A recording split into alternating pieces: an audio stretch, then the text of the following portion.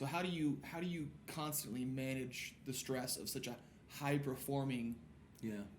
How do you Yeah. how do you do it? Is it? Let me ask you this: without like, is where you are now more stressful than where you were in Springfield? Yeah, I think that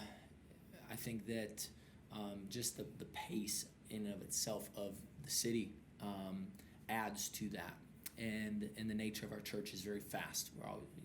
And I love that, um, and so I think there's a combination of those different things. But I think that yeah, there's some of that stress that can happen, and I think that that'll only continue as I keep having more responsibility. I think the same would go for anybody who's moving from being a middle school student to a high school student. They feel a different level of Right. responsibility and everything that they're carrying, and then from high school to college, and then college to the quote unquote real world, and then I think that every season just adds different elements like that. But yeah, there's that happens frequently, and I think trying to figure out, okay, how do I balance this best? How can I be the healthiest me so that I'm actually in this thing for the long haul? Yeah.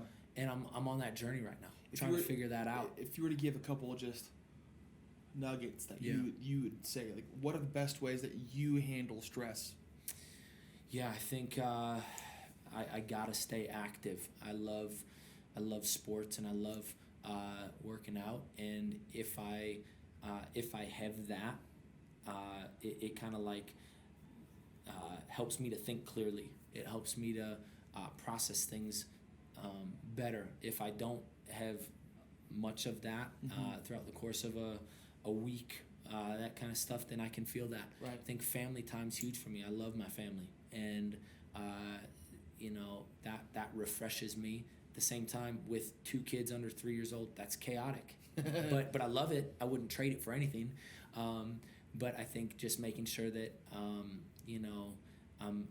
So having an outlet is making sure that I got an outlet and talking with people. I think more than ever in this last year, I've had to really have like real honest convos. Not saying I didn't before, but like you just need to make sure that you got that. Yeah. And especially if there's any pastors that are listening, or even middle school, high school students, whatever the case would be, just making sure that we have people that we're able to be really honest with. Yeah. And you don't need to have 50 people like that, but you got to make sure you got at least 1, Yeah. 2 Right. that you can have conversations with and say, hey, you know what, this is what I'm feeling, and this is how I'm processing this. I just need to talk it through.